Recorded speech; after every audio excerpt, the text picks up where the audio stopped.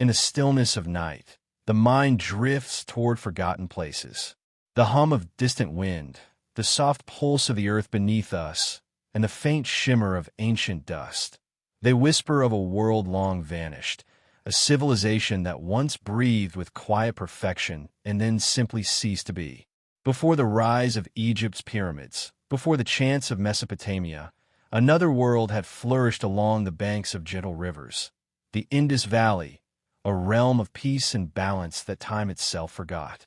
Imagine standing beneath a sky untouched by the noise of cities, the stars hanging low like lanterns over an endless plain. Beneath your feet lies the soil of an age older than myth. The air is thick with silence, yet that silence hums with stories untold. There are no colossal tombs here, no towering ziggurats, no statues of conquering kings. Instead, there are streets, straight, measured, and deliberate. Bricks aligned in harmony. Wells perfectly placed for each household. Everything crafted with an intelligence that feels modern, yet belongs to a people who lived over 4,000 years ago. This is where our story begins, not in the loud glory of conquest, but in the serene order of forgotten brilliance. The Indus Valley Civilization, also known as Harappan, emerged quietly around 2600 BCE, stretching across what is now Pakistan, India, and parts of Afghanistan. It spanned a vast area, larger than Mesopotamia and Egypt combined. Yet its rise came not through war or empire, but through the soft rhythm of cooperation and design. Its cities were the first to breathe with the pulse of planning.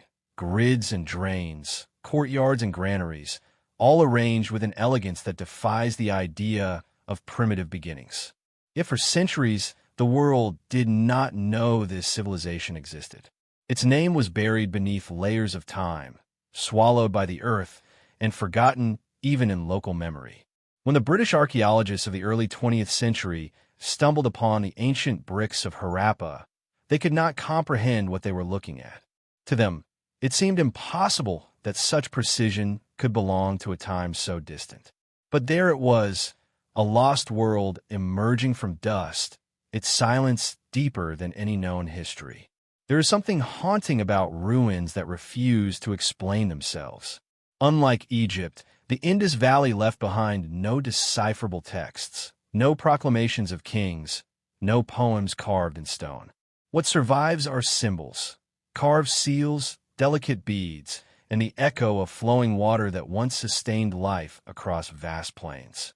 These remnants speak not in words, but in impressions. They invite the imagination to fill the silence with meaning.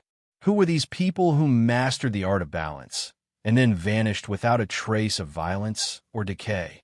As a narrator's voice softens, the listener feels the pull of contrast, light against shadow, knowledge against mystery.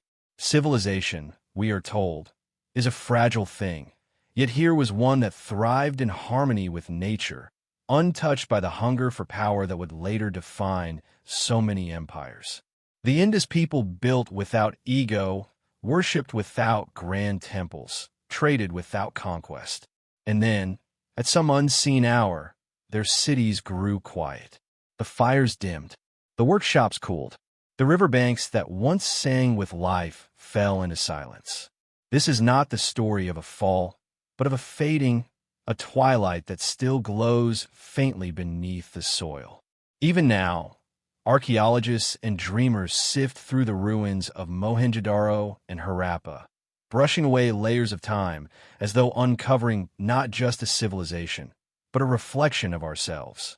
In every baked brick and every narrow street, there is a whisper that perhaps true advancement was never about dominance, but about stillness, about knowing how to live in balance with the world rather than upon it.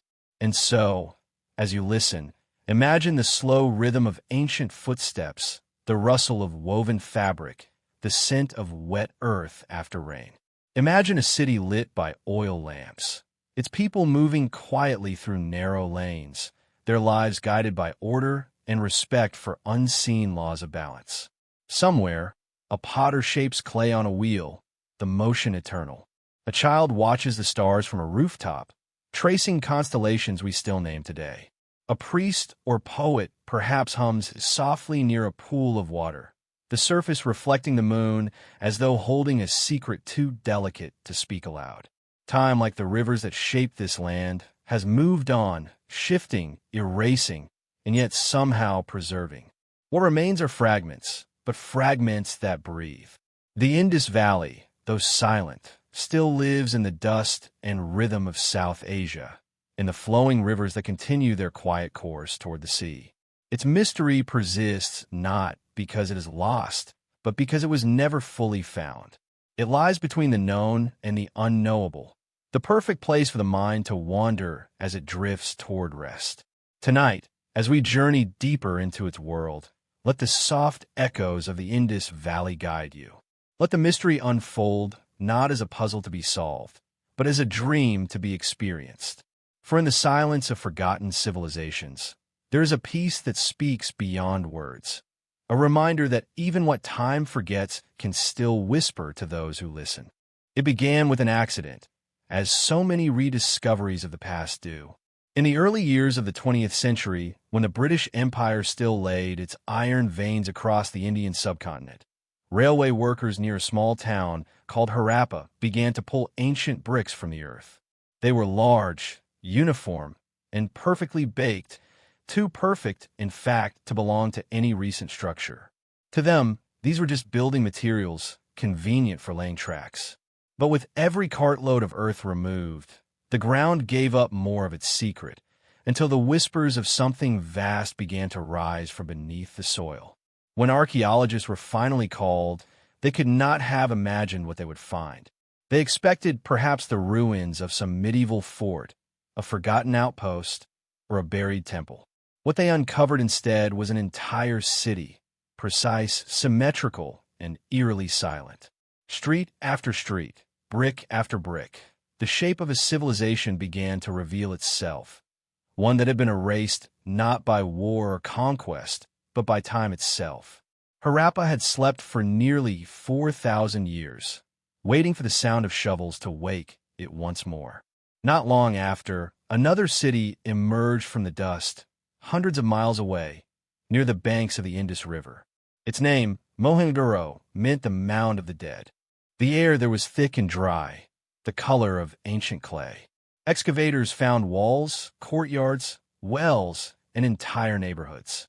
The ground plan was astonishingly consistent, streets laid out on a perfect grid, drainage channels running beneath every road, and multi-story homes made of uniformly sized bricks. It was a level of urban organization the modern world had never associated with the ancient past. The cities of Mesopotamia and Egypt were known for their splendor, but here was something quieter, more deliberate, and strangely modern in spirit. The archaeologists who unearthed it stood bewildered before their discovery. They brushed the dust from stone weights and tools, examined the fragments of pottery painted with delicate designs, and found small carved seals depicting animals and strange symbols. There were no palaces, no weapons, no obvious signs of kingship or hierarchy. The civilization they were uncovering did not seem to fit into any pattern of history they knew. It was as though the earth had preserved the memory of an entirely different kind of human world, one built not on power, but on balance. As the excavations continued, the scale of the discovery became clear. These cities were not isolated wonders, but part of an entire network of urban centers stretching over hundreds of miles. From Harappa in the north to Mohenjo-daro in the south, from Lathal by the sea to Dhalavira in the desert, every site revealed the same architectural precision and cultural unity. The bricks were identical in size and ratio, the streets aligned with the same meticulous care, the drainage systems almost identical in design. It was as if the entire civilization had followed a single code, an unspoken agreement on how life should be ordered. There is something deeply calming about imagining those first archaeologists as they brushed away the dirt from a lost doorway or uncovered a stairway leading into the earth. Every discovery came with the same mix of awe and confusion. Who were these people who built such clean lines and perfect proportions, who lived without the need for kings or monuments. The questions multiplied faster than the answers. The deeper they dug, the quieter the ruins became, as if the city itself refused to explain its own story. In the still heat of the Indus Plain, the discovery took on the atmosphere of a dream. The archaeologists found a great public bath, lined with bricks and bitumen, its water once filled from a nearby well. Around it, rows of rooms and corridors suggested a ritual or communal purpose. Yet there were no grand temples, no shrines to the gods, no royal tombs. The silence of the site seemed deliberate, as if its people had chosen not to leave behind the noise of power, but the memory of order. The calm voice of the narrator invites the listener to imagine that moment of rediscovery. The wind sweeping over the flat plains, the scent of sun-baked dust, the rhythmic clink of tools against earth. What did it feel like to uncover a city that had lain hidden for 4 millennia? The sensation must have been like hearing a forgotten melody faintly echoing from another time. For the first time, humanity realized that the Indus Valley had been one of the world's earliest cradles of civilization, as old as Mesopotamia, as vast as Egypt, yet different in spirit. Unlike other great civilizations, the Indus left behind no clear record of war, no story of rise and fall, no carved kings boasting of victories. Instead, their story was written in silence, in the quiet dignity of their cities, in the precision of their craft, in the gentle geometry of their streets.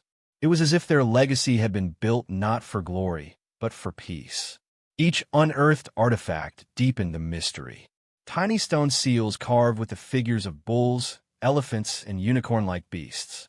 Jewelry made of gold, copper, and beads so small that only a magnifying glass can reveal their detail.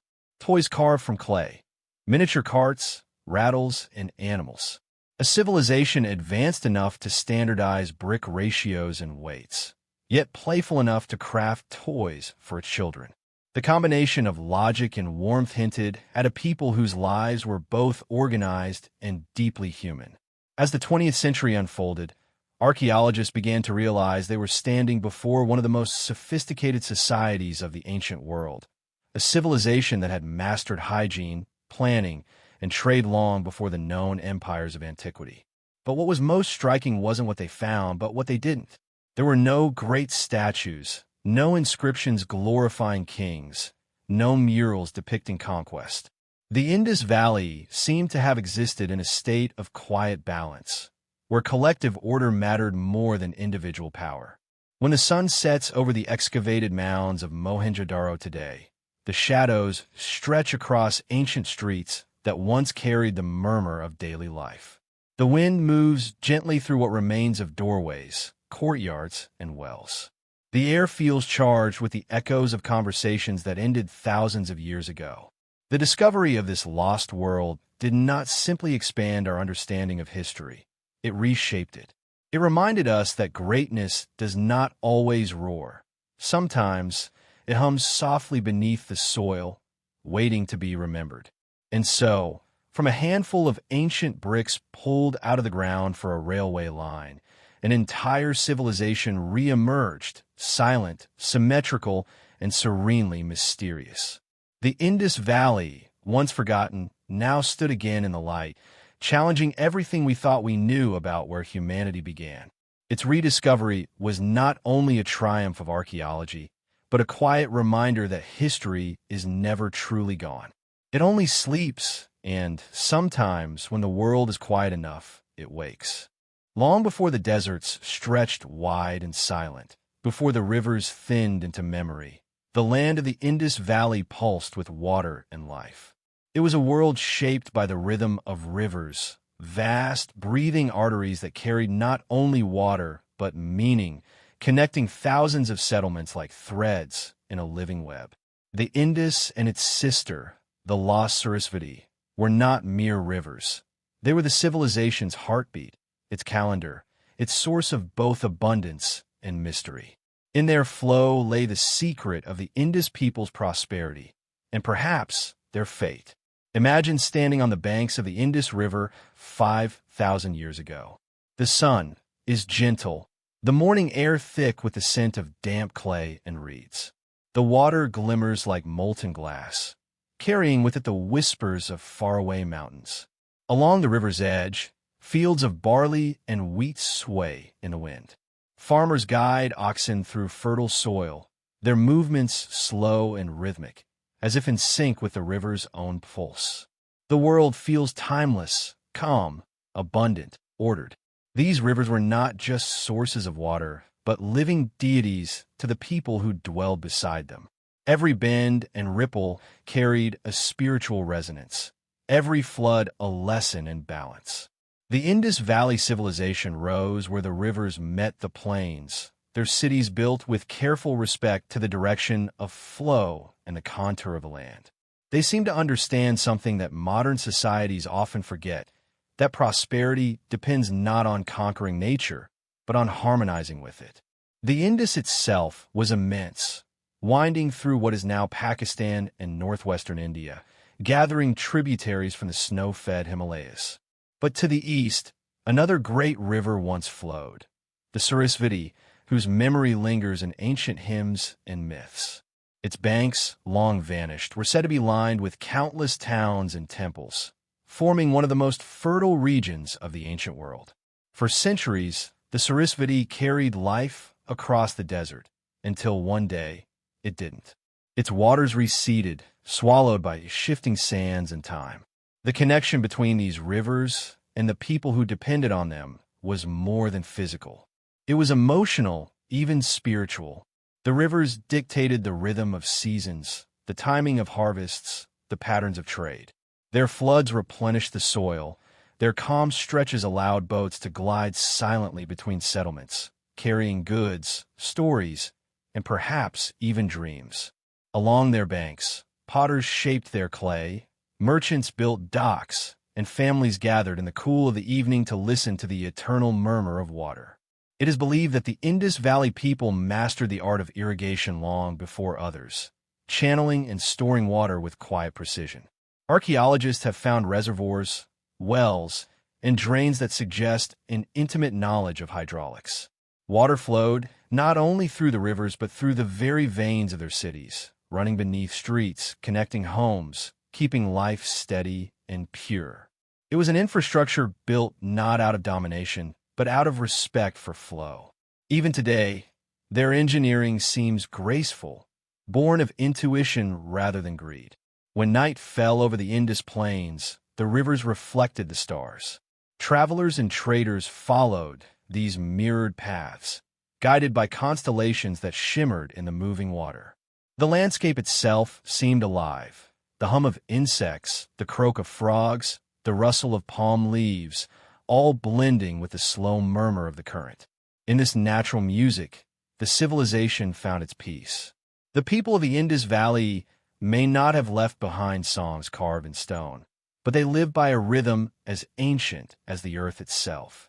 Over centuries, the rivers brought not only sustenance, but connection. Boats carried lapis lazuli from Afghanistan, copper from Oman, and shells from distant coasts. The rivers were the invisible highways of the ancient world, uniting distant lands in quiet commerce. And yet, this flow of trade was never frantic. There is a strange serenity in imagining their pace. Slow boats gliding under a pink dawn, or as dipping softly into still water, cargo wrapped in woven cloth and sealed with care. It was trade, yes, but also meditation. But like all things in nature, the rivers were both giver and taker. Some seasons they blessed, and in others, they reminded their people of impermanence. Floods could erase boundaries overnight. Droughts could leave the soil cracked and silent. To live with the rivers was to accept uncertainty, to understand that balance was not control, but surrender. The Indus people did not build towering walls to defy the elements. They built drains and channels to live alongside them, to guide the water gently rather than resist its will. Modern scientists now believe that changes in these very rivers may have triggered the slow decline of the civilization. The Sarasvati dried, perhaps due to shifting tectonic plates or changing monsoon patterns. The Indus itself may have altered its course, abandoning once fertile lands. But in their time, these changes would have come quietly, like a slow exhalation of the earth. Generations might have watched the river shrink, its song growing fainter, its floodplains turning to dust. It was not a single moment of catastrophe, but a gradual silencing, nature withdrawing its hand. Even in their fading, however, the rivers left behind their blessing. Their sediments preserve the artifacts of daily life: seals, tools, ornaments, fragments of pottery, the whispers of a civilization that thrived in harmony with water. Today, archaeologists trace the courses of these ancient rivers using satellites, searching for the dry channels buried beneath sand. They map out the ghost paths of the Sarasvati and Indus, discovering that the lifelines of the past still flow invisibly beneath our feet. There is something profoundly human in this, in the way we continue to chase the ghosts of water, the vanished rivers that once made the world green. The Indus people may have vanished, but their rivers remain in memory, in name, in myth. In India's Rigveda, the Sarasvati is called the river of rivers, pure and mighty, flowing from the mountains to the sea. Perhaps those hymns were echoes of a civilization long gone, carried through generations as songs of loss and reverence. The rivers, even in their disappearance, became eternal. Their memory shaped myths, guided migrations, and left a legacy of respect for nature's flow. They remind us that every civilization begins by listening to the wind, to the soil, to the movement of water. The Indus Valley was no different. Its genius lay not in what it conquered, but in what it understood, that to live fully is to live in rhythm with the elements that sustain you. As the soft current of the narration settles, one can almost hear the sound again, the faint murmur of water beneath starlight, the heart of a civilization breathing just below the surface of time. The rivers may have changed their course, but the memory of their song lingers still, eternal and soothing, like a lullaby carried on the wind. They built as though they understood eternity. Every brick, every wall, every narrow street of the Indus Valley cities carried an intelligence that feels almost modern, too calm, too deliberate to belong to a world 5,000 years old. When archaeologists first traced the grid lines of Harappa and Mohenjo-daro, they realized they were not looking at scattered ruins of chance, but at cities born from a plan. These were not accidental settlements growing over time. They were designed, conceived with symmetry, proportion, and purpose, as though an unseen architect had drawn their outline with steady hands. In the heart of Mohenjo-daro, streets ran straight and true, aligned perfectly with the cardinal directions. The avenues were broad, cutting the city into precise squares, while smaller lanes wound gently between blocks of homes. Beneath the streets ran a labyrinth of covered drains, some large enough for a man to crawl through, built with sloping gradients to carry waste away silently. No other civilization of that age had mastered sanitation on such a scale. The people of the Indus Valley seem to have valued cleanliness not as luxury, but as law, a quiet discipline that guided the way they lived. Their cities were not random clusters of dwellings. They were layered harmonies of structure and thought. Each house, whether large or small, had access to clean water, to wells and bathing areas. Some homes even had private toilets connected to the underground drainage network, a detail that would not reappear in many parts of the world for thousands of years. Water flowed through their civilization like thought through the mind, unseen, essential, and deliberate. The result was not a display of grandeur, but a sense of balance, a geometry of life that moved gently between the practical and the poetic. And yet, amid all this sophistication, something was missing. There were no palaces, no royal tombs, no towering temples dominating the skyline. The civilization that created these wonders left behind no image of a ruler, no monument to ego or conquest. In a world where kings carved their faces into stone, declaring themselves eternal, the Indus people chose silence. Their power was anonymous, their harmony collective. It is as if their architects were not building for glory, but for the quiet continuity of life itself. Every brick tells a story. Each one was molded to the same ratio. Length twice its width, width twice its height, baked in uniform kilns, used across hundreds of miles of territory. This precision was not just technical mastery, but cultural unity. It means that the people of Harappa, Mohenjo, Dhalavira, and Lothal followed the same standard, as though guided by a shared understanding of perfection. That kind of coherence does not come from command. It comes from consensus, from a civilization that believed in order not as imposition, but as harmony. When we imagine ancient cities, we often think of chaos, narrow streets, uneven buildings, and the randomness of growth. But the Indus Valley was different. It was as if the people designed their world with the same care that a poet gives to rhythm. Every street aligned with purpose. Every building respected its neighbor's space. Even the spacing of wells and granaries followed a logic that was both mathematical and humane. Their cities breathed, planned for air, for light, for movement. At the center of many of these cities stood the citadel, not a fortress of kings, but a raised platform of brick upon which stood large communal structures. One of the most famous of these is the Great Bath of Mohenjo-daro, a vast pool built of tightly fitted bricks and sealed with natural bitumen. Steps descended from every side into the still, reflective water. Archaeologists have long debated its purpose. Was it religious, civic, or ritual? Perhaps it was all three.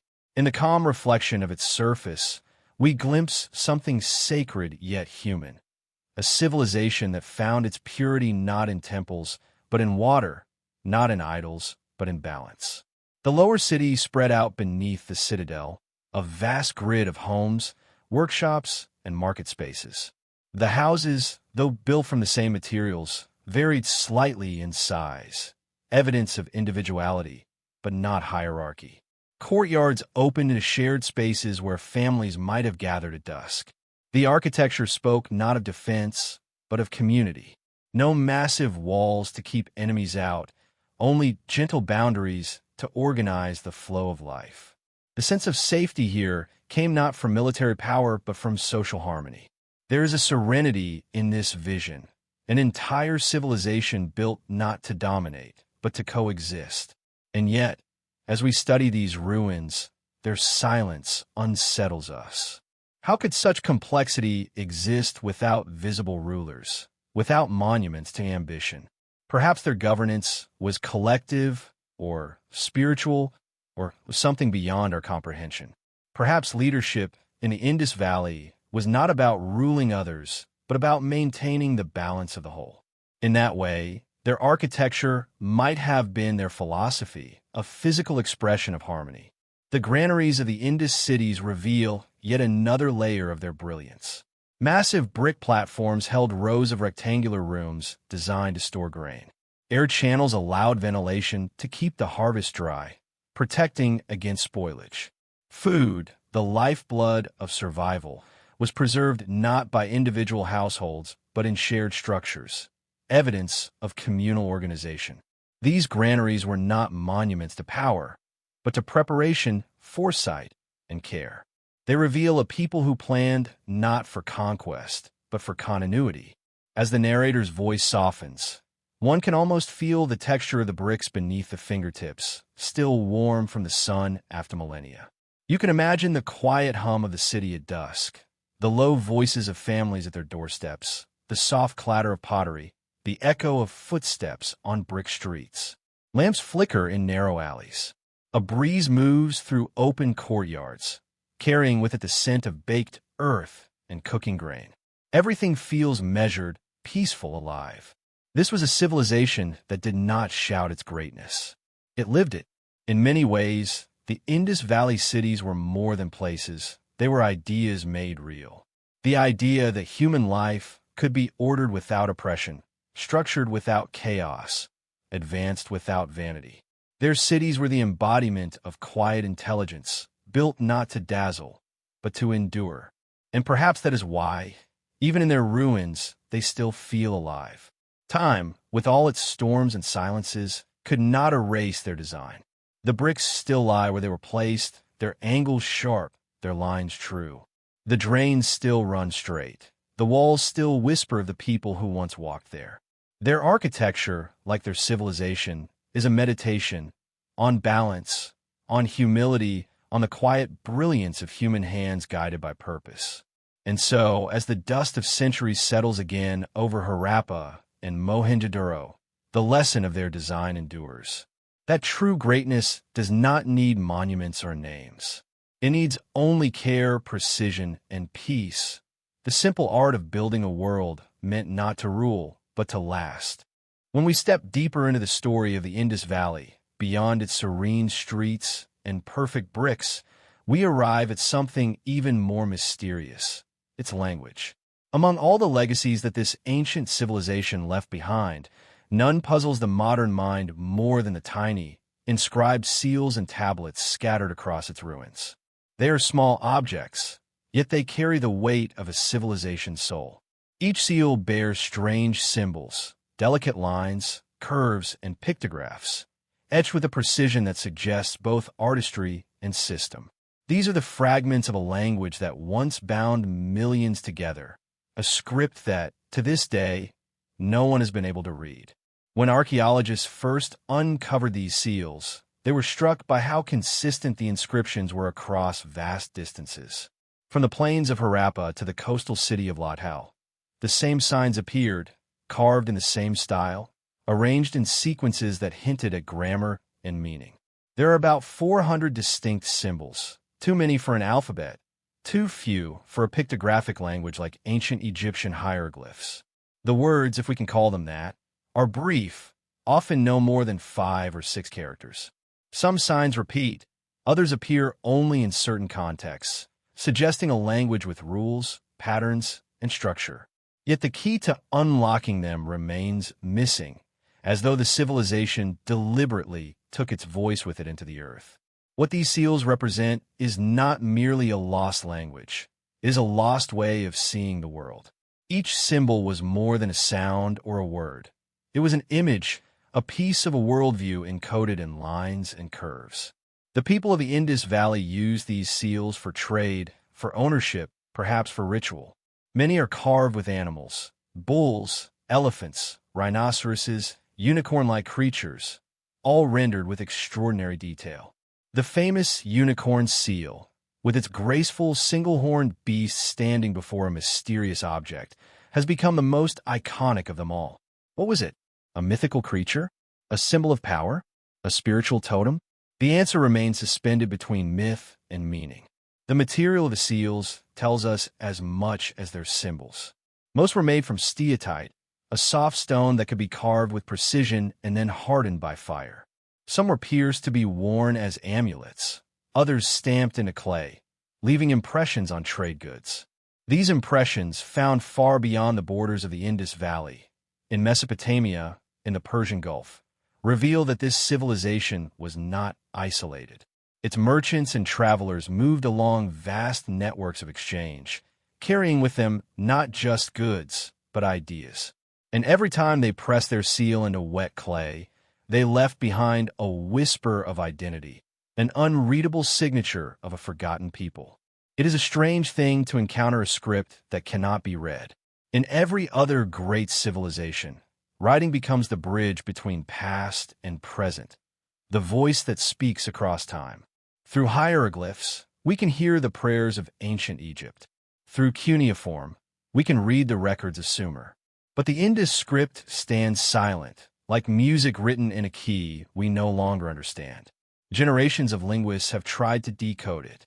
Some believe it hides a Dravidian tongue, the ancestor of Tamil and other South Indian languages.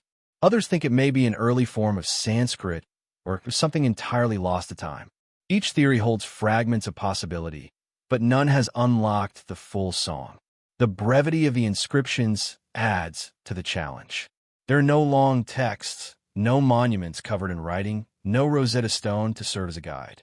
The seals were functional, portable, and personal, never meant to tell grand stories or laws, but to identify, to mark, to represent.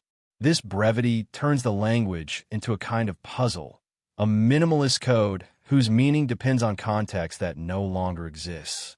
And yet, the precision of its design suggests that it was widely understood. To the people who once used it, these symbols must have been as natural as breath. Perhaps that is the most haunting part, to realize that what we see as mystery was once everyday life. A merchant would have reached for his seal, pressed it into soft clay, and moved on. He did not think of mystery. He thought of trade, of craft, of belonging. The language we now struggle to interpret was, to him, simple. In that gap between our curiosity and their ordinariness lies the vast silence of history. Some scholars believe that the script may not represent a spoken language at all, that it could have been symbolic, a set of markers denoting clans, professions, or deities. If true, it would mean that the Indus civilization communicated through shared symbols rather than phonetic words, a language of ideas instead of sounds. This would align with their architecture and art, both of which speak in abstraction, symmetry, and restraint. Everything about the Indus people suggests a civilization that found meaning in pattern and simplicity rather than excess. The seal carvings themselves are works of art. The animals are depicted not in motion but in stillness, frozen in a pose of dignity and grace. Their eyes are calm, their bodies balanced. Some seals contain human-like figures in meditative postures, surrounded by animals, what some have called Proto-Shiva or the Pashupati figure, the Lord of Beasts. This image has stirred endless debate. Was it a deity? A symbol of unity between man and nature?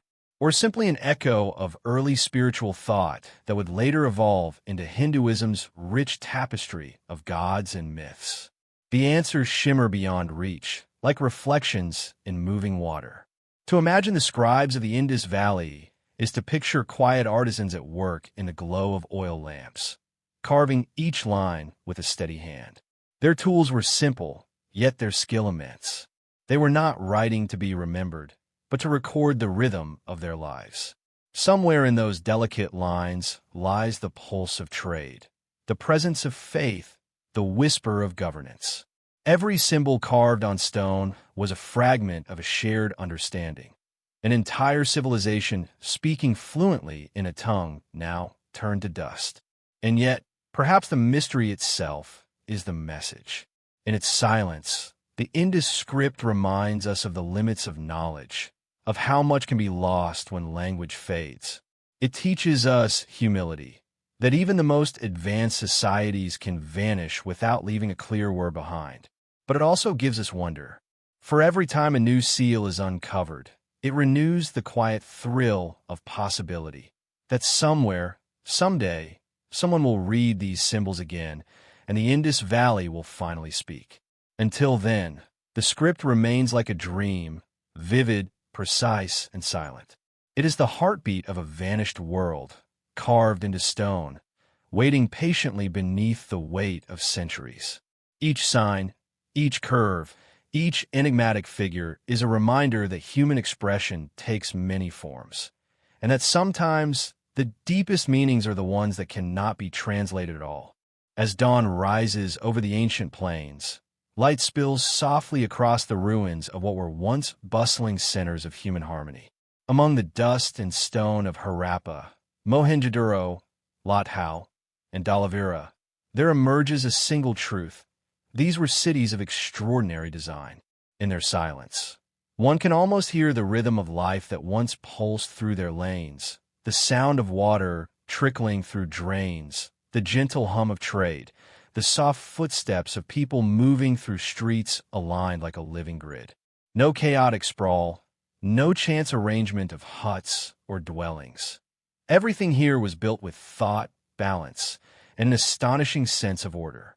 The Indus Valley was not merely a civilization. It was an architectural symphony composed thousands of years before modern engineering found its voice. Imagine standing at the heart of Mohenjo-daro, one of the greatest cities of its time. From above, it unfolds like a geometric poem, straight streets intersecting at right angles, forming perfect blocks, each one a careful unit of living.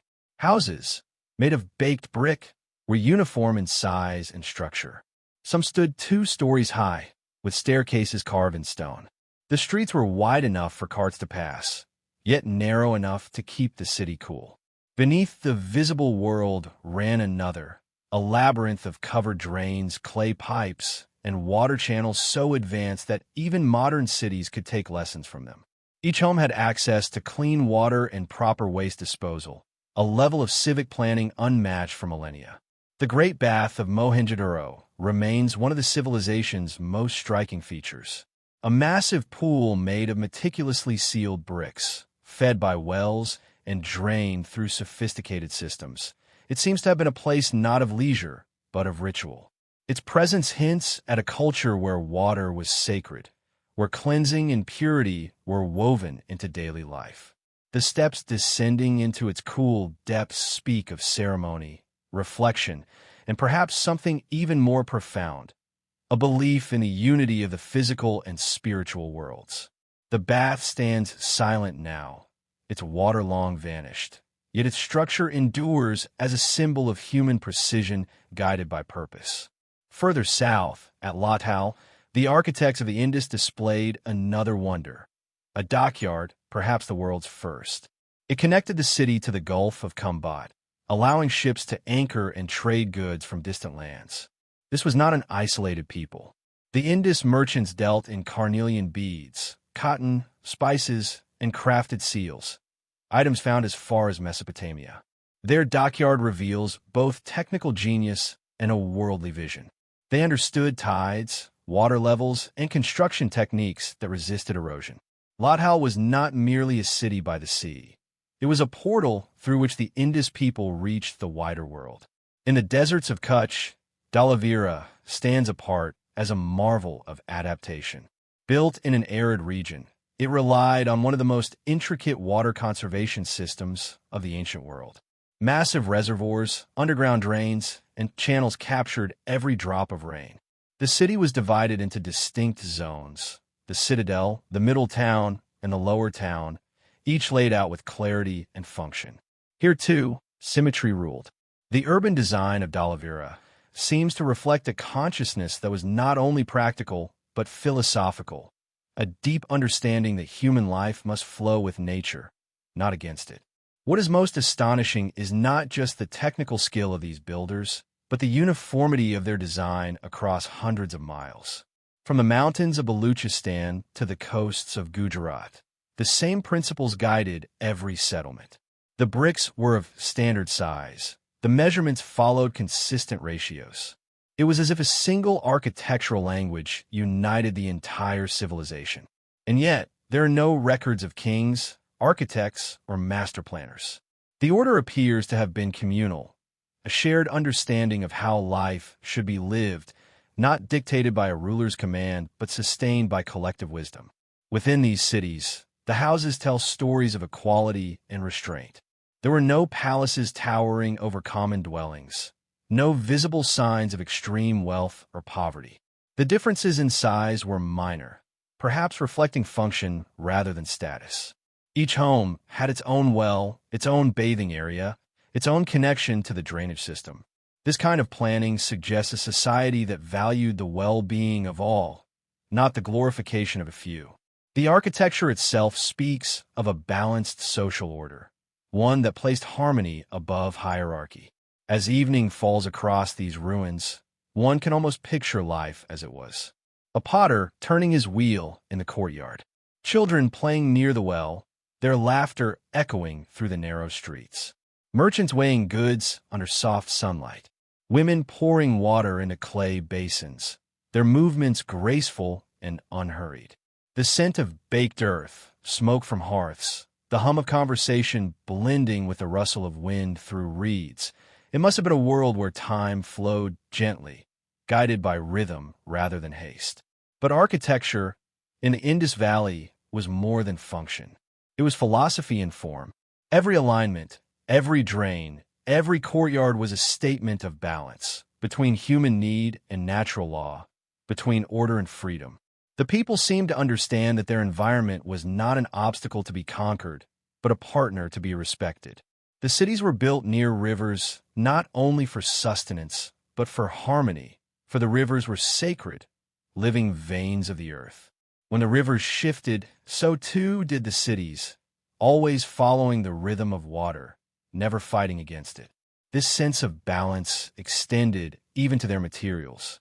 The baked bricks of the Indus Valley were fired at just the right temperature, strong enough to endure centuries, yet never wasteful in their creation. The uniform size meant that walls, streets, and platforms fit together like pieces of a vast puzzle. The same care extended to their wells, lined with precision, shaped for endurance. Even after thousands of years, some still hold water. Standing amidst these ruins, one cannot help but feel the presence of minds that thought deeply, not only about how to build, but about why to build. Their legacy is not one of grand monuments, but of quiet perfection, an architecture that served life, not ego. It is as though they sought beauty in balance itself, crafting a civilization where design was not display, but devotion. And perhaps that is why their cities still breathe through the centuries. The walls may be broken, the streets buried, yet the logic of their design endures, whispering lessons to every modern city that struggles to find harmony amid chaos. The Indus Valley reminds us that civilization does not need to shout its greatness in stone. Sometimes, the most advanced societies are the ones that build not to be seen, but to be lived in peace. As the night deepens, the faint outline of those ancient streets fades into shadow. But the pattern remains, like a constellation drawn upon the earth, eternal, deliberate, serene. Each brick, each drain, each measured street tells the same quiet truth, that there was once a people who understood that true progress is not in expansion or domination, but in the quiet mastery of living well. As we move deeper into the heart of the Indus story, another layer of its mystery begins to unfold, the human one.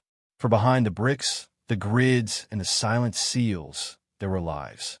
Men and women, children and elders, artisans and traders, each performing their role in a society that seems to have been both remarkably advanced and astonishingly peaceful. The ruins do not speak of kings or conquests. There are no statues of rulers, no monuments celebrating victory. Instead, what we find are traces of ordinary people, their homes, their tools, their ornaments, their pottery. Through these remnants, we can begin to imagine what it might have been like to live a day in the Indus Valley, to wake beneath a rising sun that touched the rooftops of Mohenjo-Daro with soft light, to hear the faint hum of life begin in perfect rhythm with the dawn. The Indus people lived in balance with their world. Their society seems to have been organized not through force, but through a shared sense of order. Archaeologists have found no evidence of weapons on a large scale, no mass graves that tell of war, no fortresses meant for defense. This absence is not an oversight, it is a revelation. It suggests that the Indus Valley may have been one of the rare civilizations built on cooperation rather than conquest. Its peace was not the silence of oppression, but the quiet harmony of understanding. The people worked, traded, built, and worshipped, and somehow managed to do all this without leaving behind the scars of conflict that mar so many ancient cultures. In the narrow lanes and shaded courtyards, daily life unfolded in ways both simple and sophisticated. Each home was connected to water, a luxury even in later ages. Women likely tended to hearths of clay, grinding grains on stone slabs, preparing meals of wheat, barley, lentils, and dates. Men might have worked in workshops, shaping beads from carnelian and shell, or at looms weaving the fine cotton cloth for which the Indus region was famous. Children played with terracotta toys, miniature carts, animals, spinning tops, objects that looked so familiar they could belong to any child today. There's a kind of tenderness in these artifacts, a reminder that the people of 4,000 years ago were not so different from us. The society appears to have been deeply communal. The standardization of bricks, weights, and measures suggests collective agreement and shared governance. There were systems, unseen yet powerful, that kept order across vast territories. Perhaps councils of elders or guilds of craftsmen made decisions. Perhaps cities were self-governing, connected by trade and mutual respect.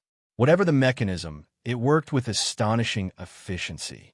For centuries, the Indus Valley thrived, its cities clean, its streets organized, its people prosperous. Their economy was vibrant and diverse.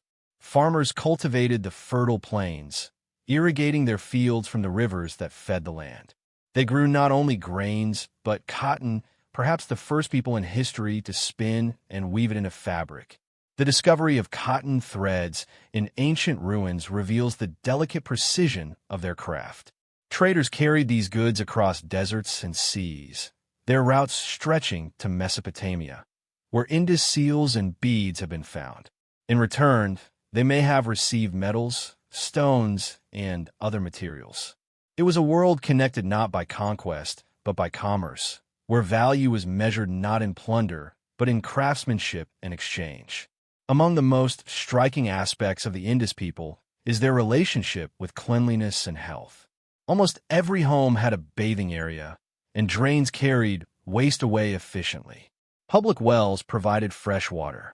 This attention to sanitation suggests not only practical intelligence, but also a cultural reverence for purity, physical and perhaps spiritual. Cleanliness was not luxury, it was principle. The same care that went into their architecture extended into their habits, forming a lifestyle that balanced body, mind, and environment. Religion, too, seems to have been woven into daily life, not separated from it. The small figurines found in homes, women with elaborate headdresses, often holding what appear to be offerings, may have represented fertility or earth goddesses. Others depict animals or sacred symbols. There are no vast temples or shrines, no grand rituals carved in stone. Their spirituality appears to have been intimate, domestic, and deeply personal. They worshipped not through towering monuments, but through small gestures, the shaping of clay, the pouring of water, the quiet offering to unseen forces of nature. The presence of the Pashupati seal, with a figure seated in meditation surrounded by animals, hints at a worldview where humanity and nature were not divided but intertwined. It evokes the idea of balance, of a divine harmony linking all living things. In that serene posture, with eyes half closed, one can almost sense the earliest whispers of the meditative traditions that would later shape South Asian thought. The beginnings of yoga, the philosophy of unity between the inner and outer worlds. Art, too, reveals their gentleness. Their pottery, painted with simple geometric designs and animal motifs, speaks of patience and balance. Their jewelry, crafted from gold, shell, and semi-precious stones, reflects a love for beauty tempered by restraint. There was elegance, but not extravagance, refinement, but not arrogance. Their sculptures, though small, are filled with character. The famous dancing girl of Mohenjo-daro, for instance, stands with one hand on her hip, her gaze confident and timeless. She is not a goddess or queen, but perhaps an ordinary girl, proud, graceful, alive. Through her, the Indus people speak with a voice that transcends millennia. The rhythm of their life was marked by the rivers, the Indus, the Ravi, the Sarasvati, that gave the civilization its breath. When the rivers flooded, they brought fertility to the soil. When they retreated, they left land ready for sowing. The people adapted their cycles to nature's flow, never fighting against it. Their wisdom lay in acceptance, in listening to the earth's quiet guidance. It was a society that flourished not by exploiting its environment, but by learning from it. And yet, beneath the calm, there must have been questions, the same ones we carry today. What happens when the rains do not come? When the river shifts its course? When trade routes falter or crops fail?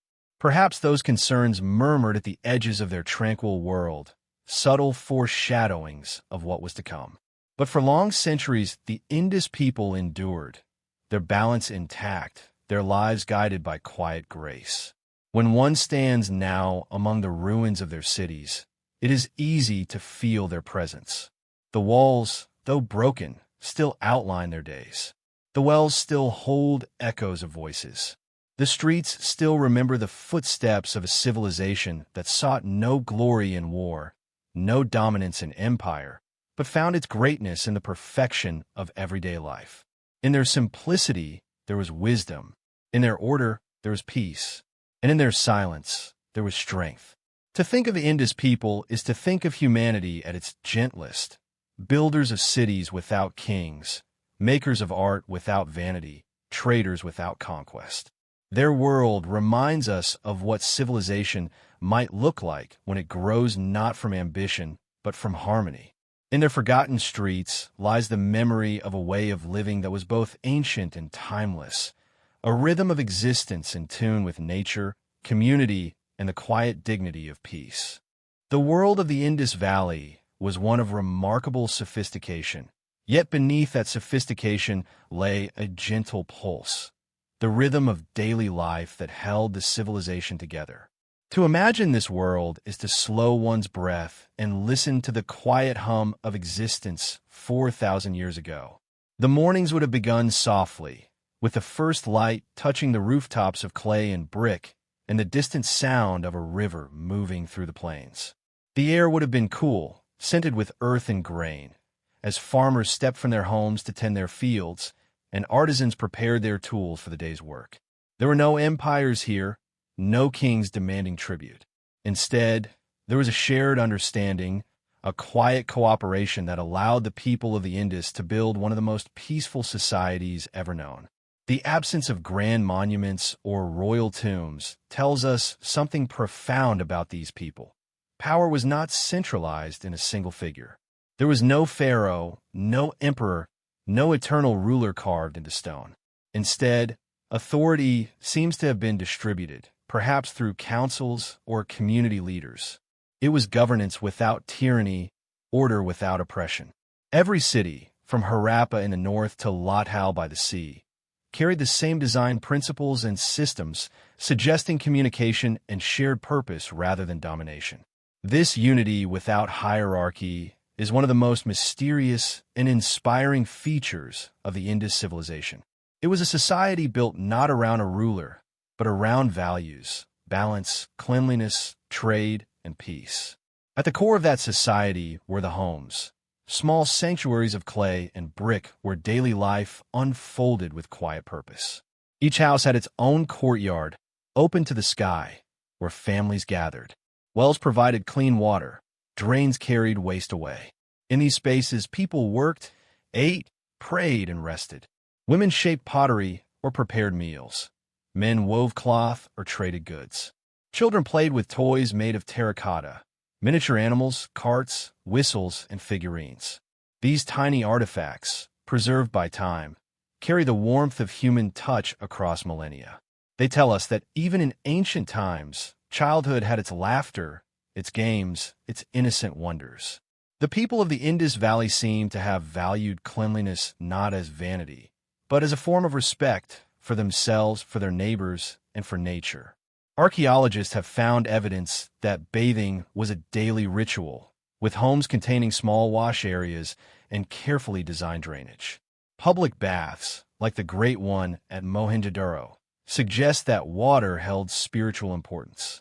Perhaps bathing was not only a physical act, but a symbolic one, a way of renewing connection to the rivers and to life itself. In the gentle rhythm of cleansing, one can sense an early understanding of harmony between the body and the spirit.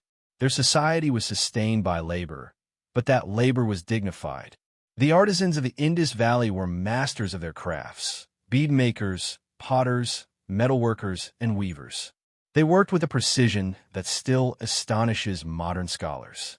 Beads were carved from carnelian, agate, and jasper, each one shaped by hand, polished until it glowed like amber beneath the sun.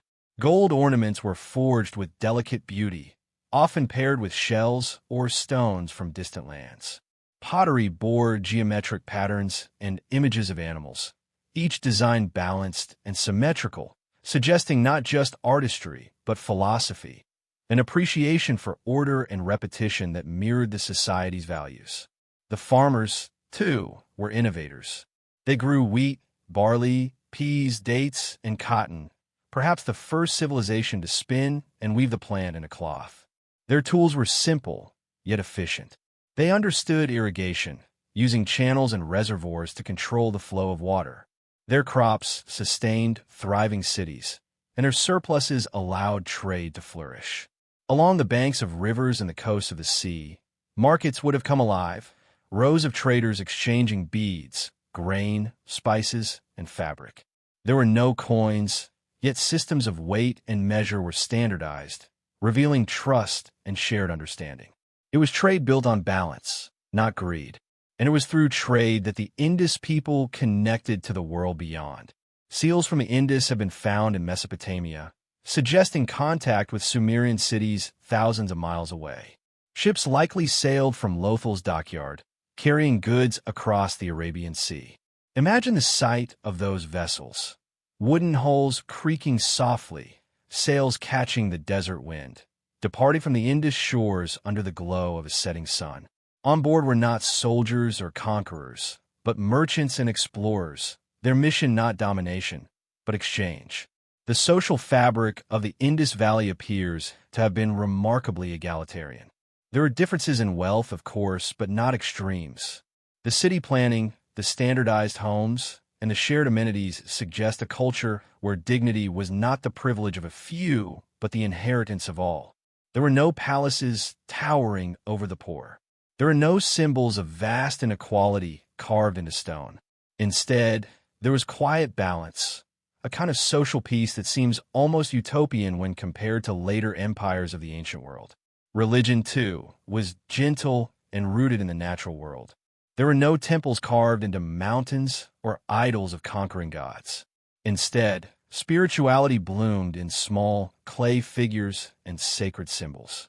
The feminine figurines found in homes suggest reverence for fertility, for the cycles of life and renewal. The famous seal depicting a horned figure seated in meditation, possibly an early form of Shiva or Pashupati, reflects a philosophy of unity with all living beings.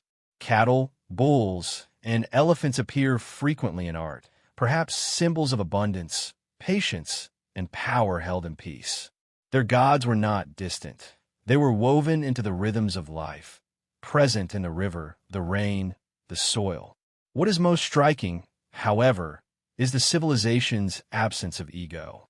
Unlike Egypt or Mesopotamia, where rulers carved their names into eternity, the Indus people left no record of individuals. Their achievements were collective. Their art was ensigned. Their architecture, though masterful, bore no inscriptions of ownership or pride. It is as though they understood something we have long forgotten, that civilization is not built on the glorification of one, but on the harmony of many. As night descends over their ruined cities, one can almost see them still, lamps flickering in windows, the hum of quiet conversation, the scent of bread baking, the faint notes of a flute drifting through the dark. Life would have slowed, not ended. Families would gather under open skies, gazing at the same constellations we see today. The great bath would shimmer faintly in the moonlight, reflecting stars like scattered jewels. It is in these quiet imaginings that the Indus people come alive again, not as distant figures of history, but as reflections of what humanity can be at its most balanced and peaceful. To think of them now is to feel both awe and melancholy. Awe for the brilliance of their design and the serenity of their lives. Melancholy because so much of their world remains hidden behind time's curtain. Yet in that mystery lies a strange comfort, that some civilizations, like dreams, are not meant to be fully understood. They exist to remind us that human greatness need not roar. It can whisper gently across the centuries. The Indus Valley Civilization was remarkable not only for its urban planning and art, but also for its innovations in technology and craft. In an age when most of the world relied on simple tools, the people of the Indus were inventors, engineers, and artisans of extraordinary skill. Every artifact, every seal, every piece of pottery speaks to a society that valued precision, efficiency, and beauty in equal measure. Their technical achievements, though often subtle, hint at a mind attuned to both practicality and aesthetics, a civilization that sought not only to survive, but to flourish in harmony with its environment. Consider their metallurgical skills. The Indus people worked with copper, bronze, gold, and precious stones, crafting tools, ornaments, and ceremonial items. Bronze, a mixture of copper and tin, was used not only for tools and weapons but also for sculptures and decorative objects. Even small details, like the perfectly balanced axes and chisels found in excavations, reveal a sophisticated understanding of metallurgy and geometry. They knew how to cast metal with precision, how to shape it, and how to polish it until it reflected light like water. Each object is a testament to patient craftsmanship, a dialogue between human hands and natural materials. Equally remarkable is their mastery of ceramics. The pottery of the Indus Valley was not merely functional. It was an expression of order and taste. Bowls, jars, and plates were made with uniformity, painted with geometric patterns or stylized depictions of animals. The potters clearly understood proportion and symmetry, producing pieces that were both durable and beautiful. Even today, after thousands of years, these artifacts retain a sense of balance and quiet sophistication. It is as though the act of creation was itself a form of meditation, a ritual of shaping the world with care and intention. Their beadwork was another wonder. Using semi-precious stones such as carnelian, agate, and jasper, artisans carved and polished beads to exacting standards. Tiny perforations were drilled so precisely that, even under magnification, the holes appear smooth and regular. These beads were strung into necklaces, bracelets, and ceremonial garlands, traveling along trade routes that reached Mesopotamia and beyond. The beads were more than decoration. They were symbols of identity, trade, and status. Each one speaks of the patience, dexterity, and aesthetic sensibility of its maker, and the networks of exchange that connected cities across vast distances. Perhaps their most extraordinary technical achievement was in urban sanitation. Modern cities struggle to provide clean water and manage waste. Yet the Indus Valley solved these problems 5 millennia ago. Public and private wells, covered drains, and elaborate sewage systems ensured that every neighborhood could maintain health and cleanliness.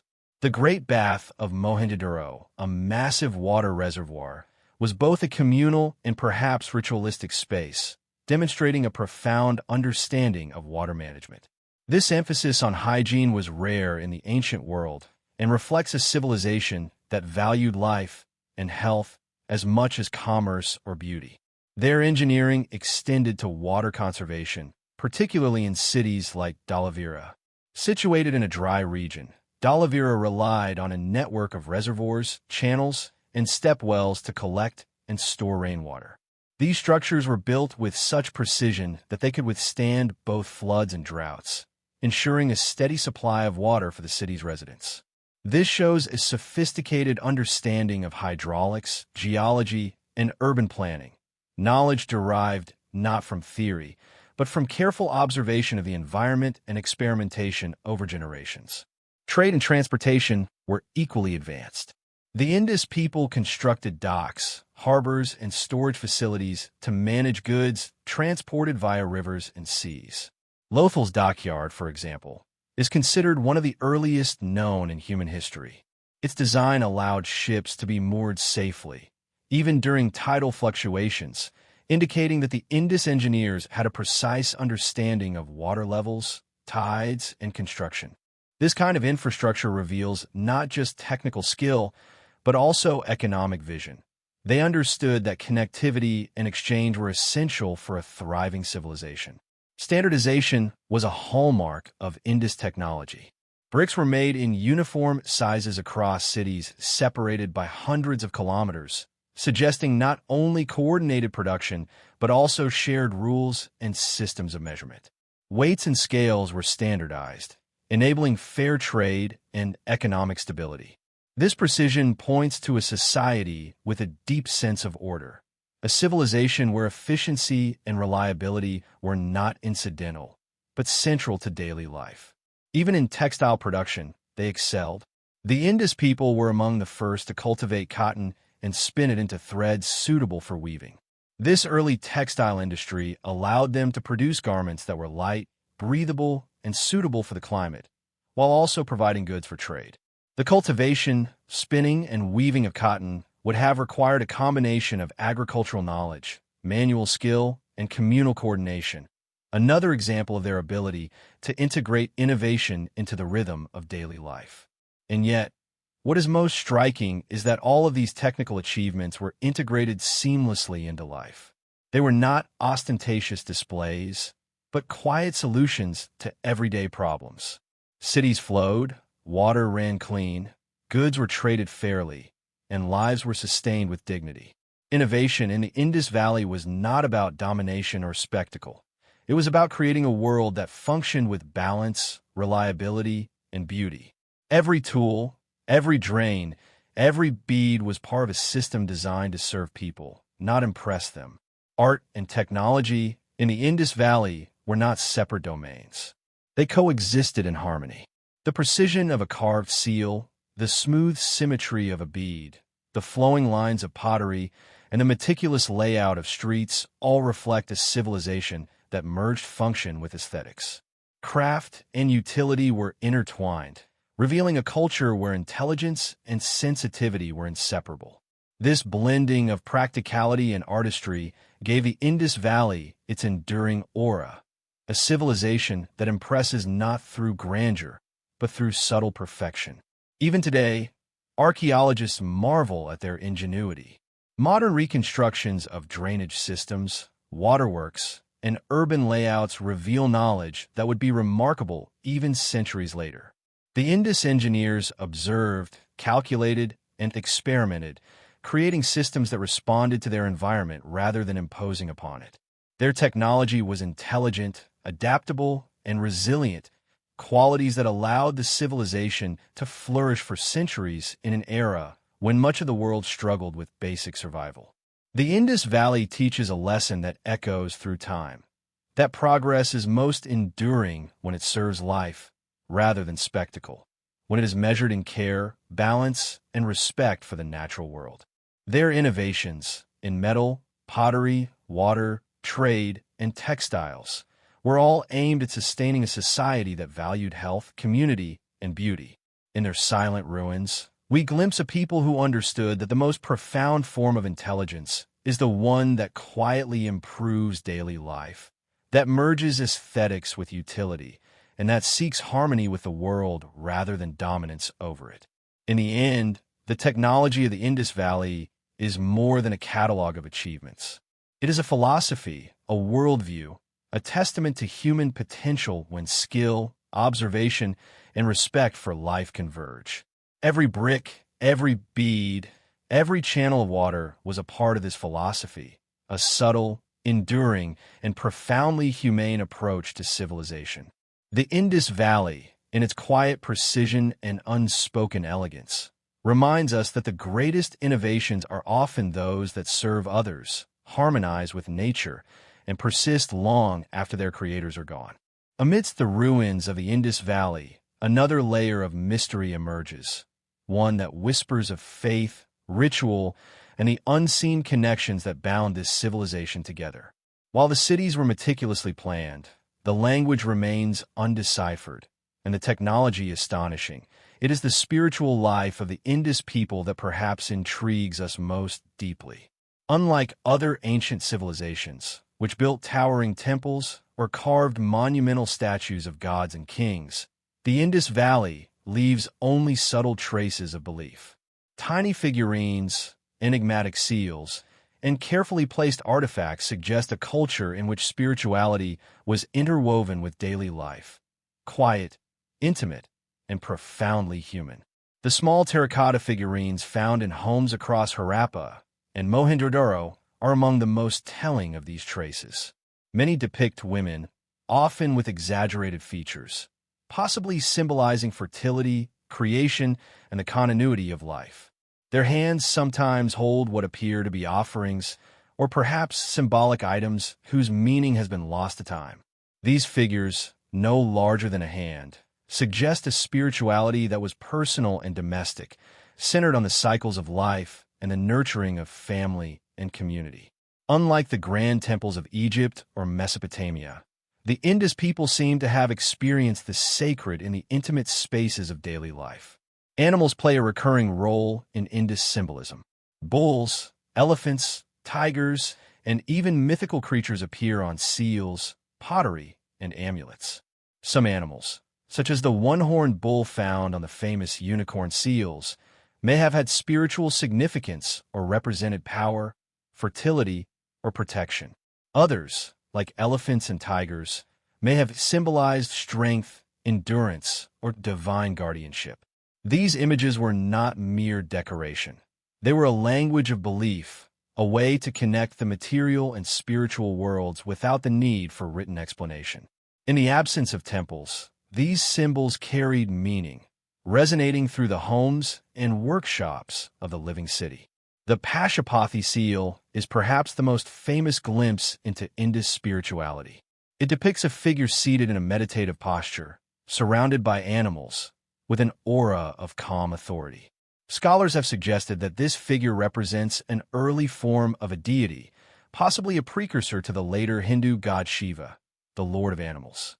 But whether it was a deity, a symbolic figure, or a representation of a ritual practitioner, it suggests a sophisticated understanding of humanity's place within the natural world. Here, the Indus people convey a worldview in which humans, animals, and the environment are interconnected, a philosophy that resonates with modern notions of ecological and spiritual balance. Water, too, seems to have held deep spiritual significance.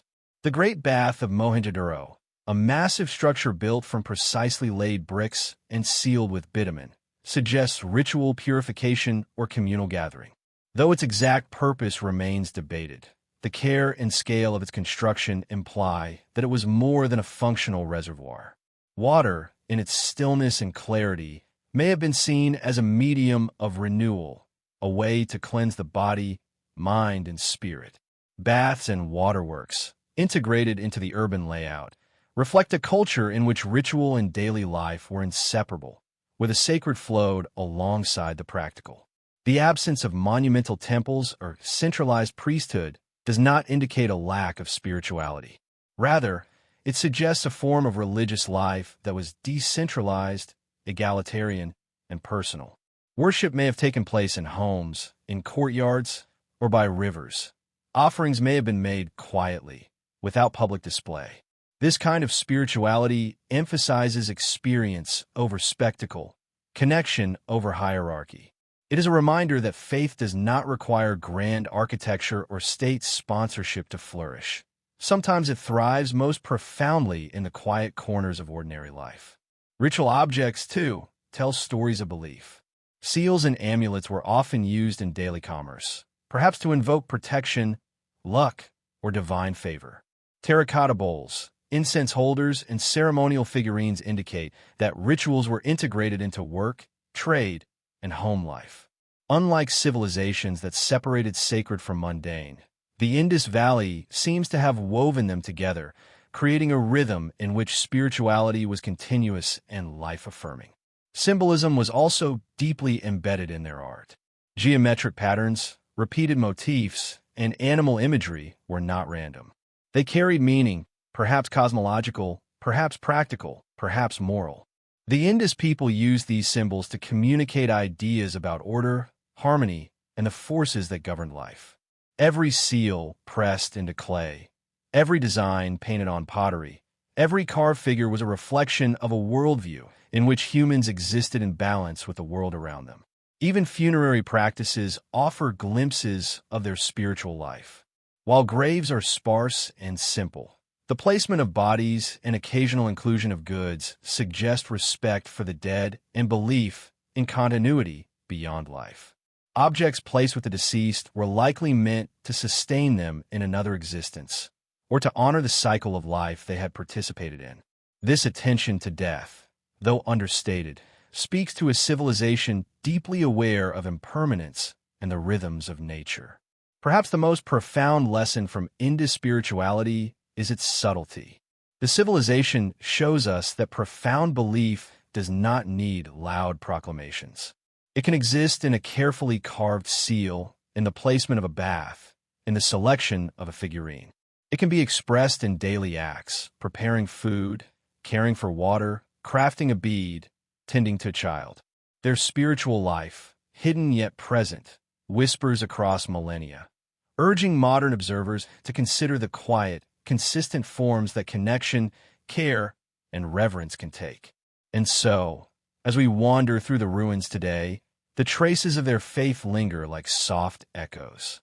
The seals, the figurines, the baths, the alignment of streets and water channels, all speak to a people who saw the sacred in balance, the divine in harmony, and the eternal in the rhythms of daily life.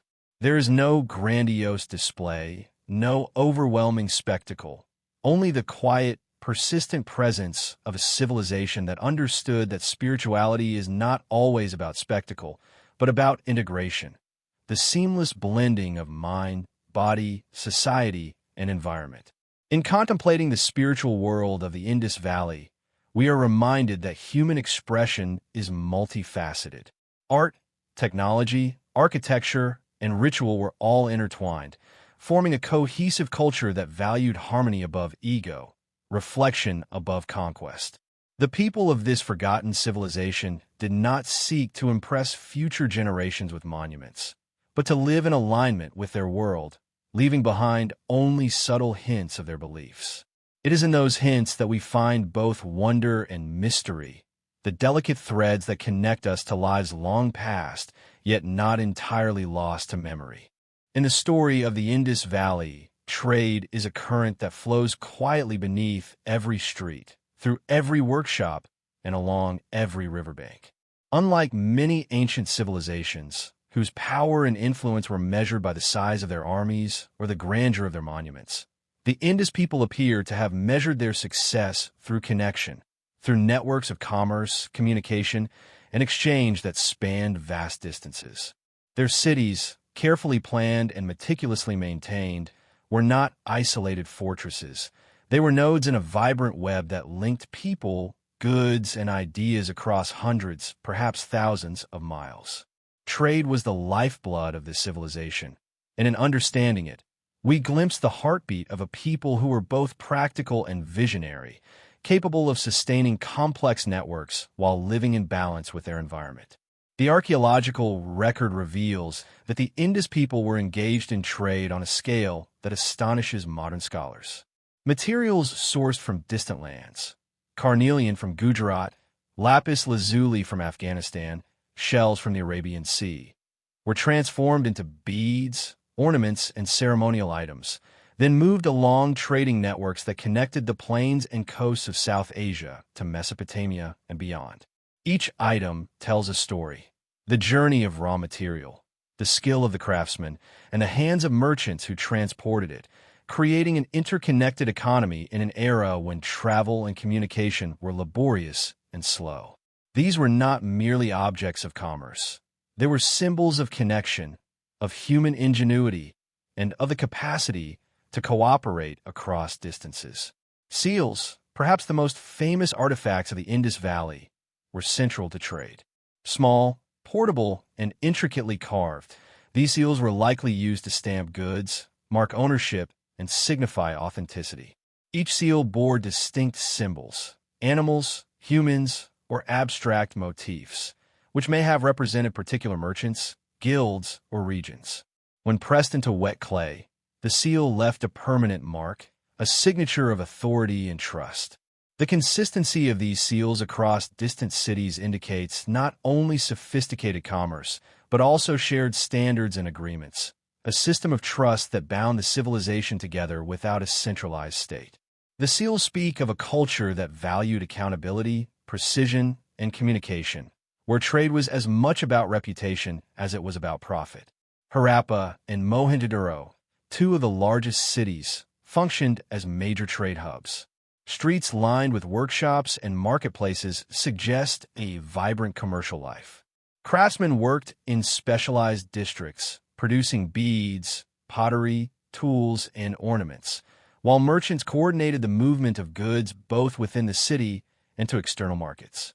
Evidence of standardized weights and measures found in excavations points to a highly regulated trade system designed to ensure fairness and reliability.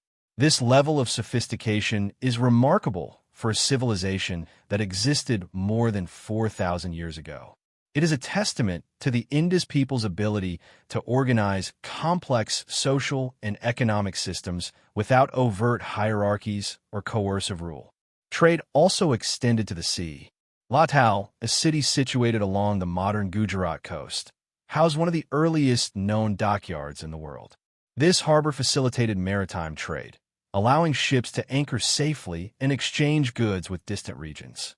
The dockyard was engineered with an understanding of tides, water levels, and construction that indicates both experience and careful observation.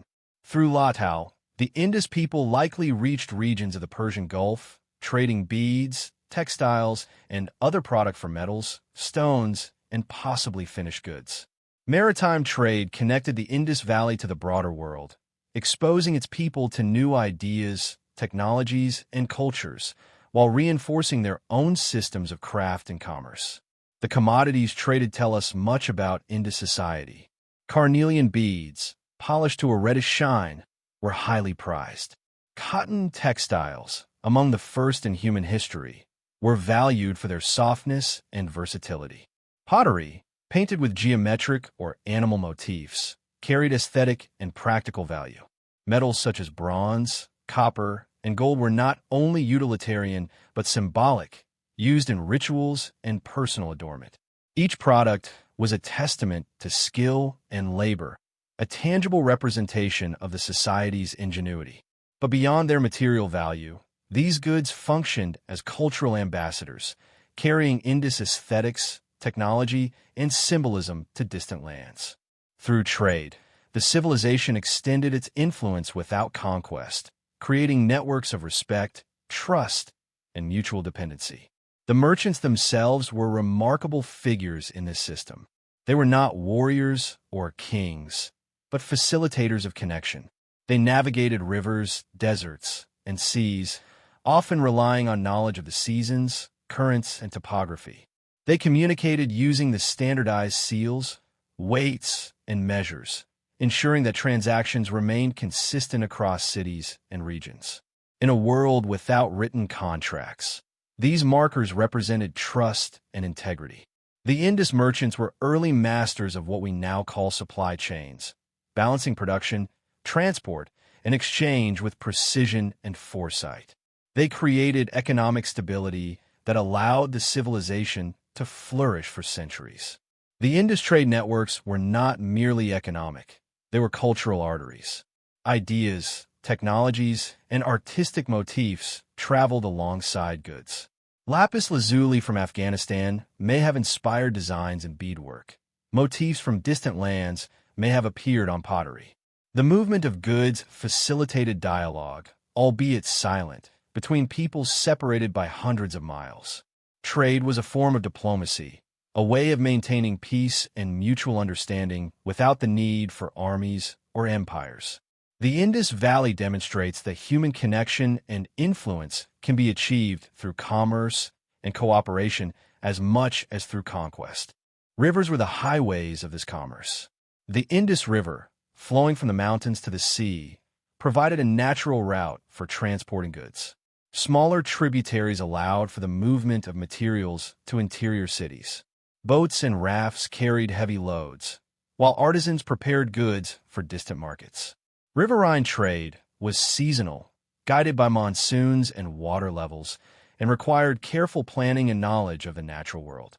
In this sense, the Indus people were not only skilled engineers and artisans, but also keen observers of ecology and environment, integrating natural rhythms into their economic life. Despite their successes, much about Indus trade remains a mystery. We can see the goods, the seals, the dockyards, but the mechanics of their economy, how decisions were made, how disputes were resolved, how long-distance trade was coordinated, is largely unknown. There are no textual records that explain the system, no scribes' accounts preserved. We are left to piece together the story from artifacts, impressions, and ruins.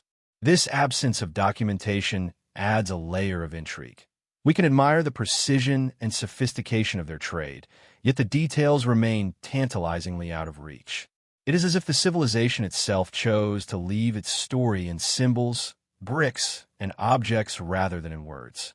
The elegance of the Indus trade system lies not only in its organization, but in its ethical dimension. Standardized weights, careful measurements, and regulated transactions suggest a culture that valued fairness and honesty. The absence of fortifications and armies to protect trade routes implies that trust and social cohesion were central to economic success. In an era when warfare often disrupted commerce in other parts of the world, the Indus civilization thrived on cooperation. It is a profound reminder that economic prosperity can be achieved not through coercion or exploitation, but through integrity and mutual understanding. Artifacts like small ingots, balanced weights, and storage containers reveal an economy that was both sophisticated and versatile. The balanced weights, often made of chert and precisely shaped, allowed merchants to measure goods accurately. Storage jars and granaries ensured that surpluses could be preserved for future use or trade. Even the layout of workshops and marketplaces was optimized for efficiency.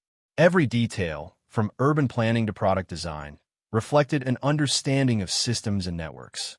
The Indus civilization was, in this sense, an early model of integrated urban economics, where infrastructure, craft, and trade were intertwined in a delicate but resilient balance. Trade also reinforced cultural identity.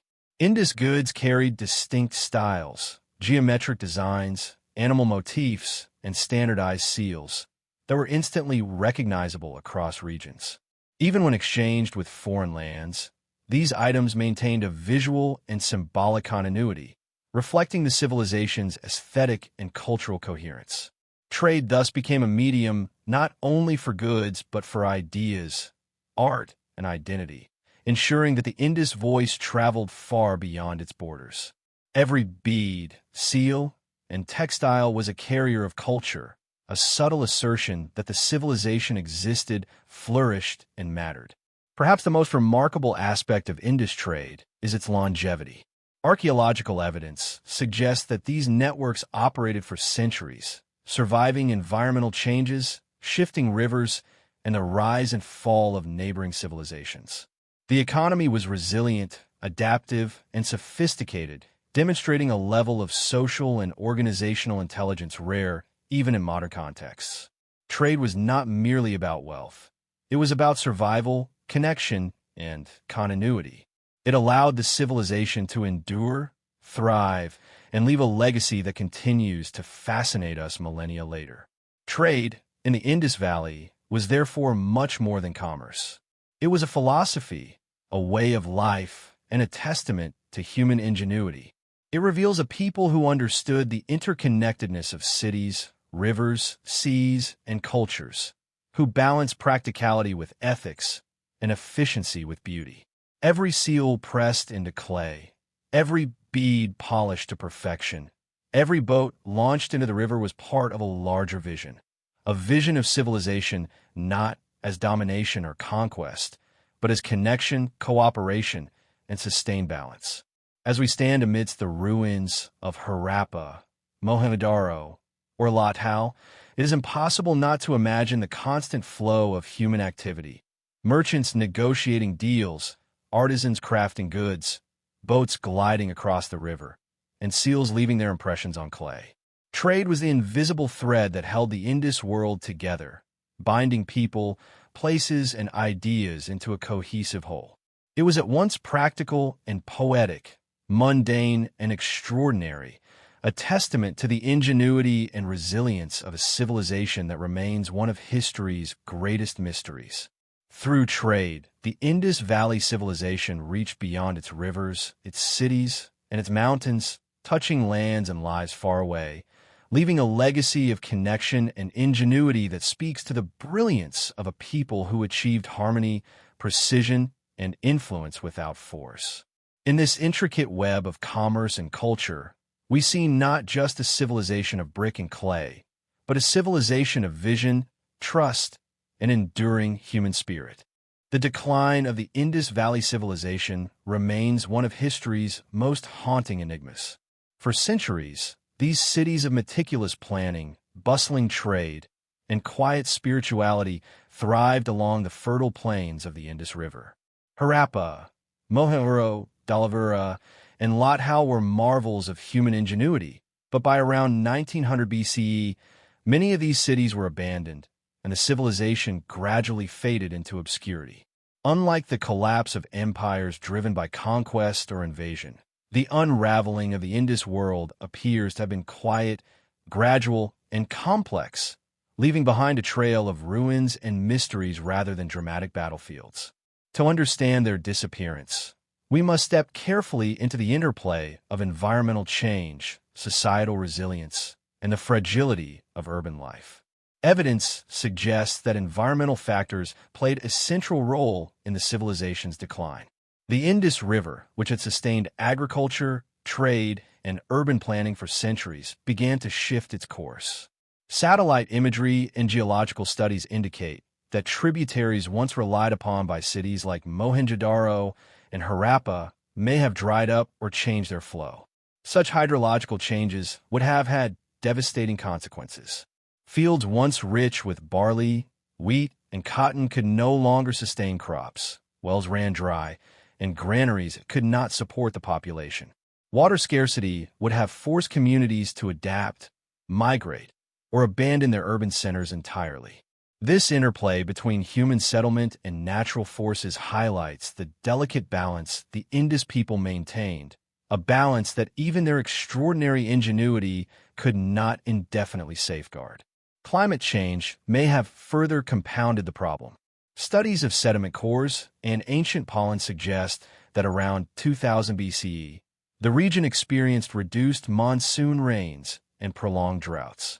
For a civilization whose agricultural economy depended heavily on predictable rainfall and river irrigation, such climatic shifts would have been catastrophic. Crops failed, food became scarce, and the social cohesion that had enabled harmonious urban life may have begun to fray under the pressures of scarcity. Drought, coupled with shifting rivers, created a scenario in which even the most resilient urban systems could not function as intended. Roads that had once carried goods to faraway lands became silent. Markets emptied, wells stood dry. The rhythm of daily life, so carefully calibrated for centuries, began to falter. Yet the decline was not sudden, and it was not uniform. Evidence suggests that while some cities were abandoned, others continued to be inhabited, albeit at a reduced scale. Dalavira, for instance, shows signs of continued settlement long after Mohenjo-daro was deserted. Smaller towns and villages adapted to changing conditions, relying more on subsistence agriculture and local resources. This pattern indicates that the civilization did not collapse in a single event. Rather, it disintegrated slowly, in patches, as people migrated toward more hospitable areas. Such gradual abandonment leaves behind an eerie silence. The streets, once full of life and trade, now echo only with wind and memory. Societal factors may also have contributed to the decline. The Indus cities were highly organized with standardized weights, urban grids, and coordinated sanitation systems. But such complexity requires coordination, communication, and a shared social contract. Environmental stressors, such as drought or river shifts, could have disrupted trade networks, food distribution, and water management. Once these systems faltered, maintaining urban order would have become increasingly difficult. Communities may have fractured into smaller, localized units, losing the cohesion that had allowed large cities to function effectively. The very social sophistication that had supported centuries of prosperity may have made the civilization vulnerable to disruption. Evidence of shifting trade patterns further illuminates the decline. As riverine routes changed and agricultural production waned, the long-distance trade that had connected the Indus to Mesopotamia, Persia, and other regions would have diminished. The movement of goods, ideas, and wealth slowed, undermining the economic foundation of cities. Lathal, with its dockyard and maritime commerce, would have suffered from reduced shipping activity, leading to declines in both prosperity and population. Trade had been a lifeline of the Indus civilization. When that lifeline faltered, the entire network felt the strain. Archaeological findings hint at subtle social stress as well. Evidence from some later settlements indicates changes in material culture. Pottery styles, bead production, and seal carving began to lose their former precision and standardization. This decline in craft consistency may reflect a breakdown in communal organization or the loss of skilled artisans. Communities struggling with environmental pressures and economic decline may have been less able to maintain the high standards that had defined the civilization for centuries. Small signs, like uneven bricks or irregular weights, offer a glimpse into a society gradually losing the cohesion that had once been its defining feature. Yet despite the decline, the people of the Indus did not disappear entirely. Many migrated to other regions, blending with emerging cultures in northern India and the Ganges Plains. Their legacy in agricultural knowledge, craft, and social organization persisted in ways that are only beginning to be understood. The disappearance of the cities did not erase the civilization's influence. Rather, it dispersed it, seeding future cultures with the ingenuity, craftsmanship, and practical wisdom of the industry. We may not always recognize these echoes, but traces remain in irrigation techniques, urban planning ideas, and artisanal traditions that continued long after the urban centers were abandoned. The collapse of the Indus Valley also raises questions about human vulnerability and resilience. These people had mastered urban planning, sanitation, metallurgy, and trade. They had developed a civilization that emphasized balance, cooperation, and sustainability. Yet even such a sophisticated society could not withstand the combined pressures of environmental shifts and social stress indefinitely. This realization is both sobering and instructive. It reminds us that civilizations, no matter how advanced, exist within ecological and social systems that can change unpredictably. Sustainability is not merely a technical achievement. It is an ongoing practice requiring adaptation, foresight, and communal resilience. Even today, the ruins of Harappa and Mohenjo-daro convey a haunting sense of absence. Streets laid out with perfect geometry are empty. The Great Bath stands dry. Wells no longer contain water. The marketplace is silent, and the workshops where skilled hands once shaped beads and pottery are frozen in time. Yet within that silence lies the story of endurance, the enduring legacy of a people who, for centuries, mastered the art of urban life, created connections that spanned continents, and left a blueprint of human ingenuity. The abandonment of their cities does not erase their accomplishments. It deepens the mystery and enhances their allure. Scholars continue to debate the exact causes of the decline, but the interplay of environmental and societal factors seems most persuasive. The drying of rivers, shifts in climate, and subsequent agricultural challenges would have stressed the economy and food security. Trade disruptions and the fracturing of social cohesion may have followed, leading to gradual urban abandonment. This multifactorial collapse underscores a key lesson. No single factor, whether human or natural, operates in isolation.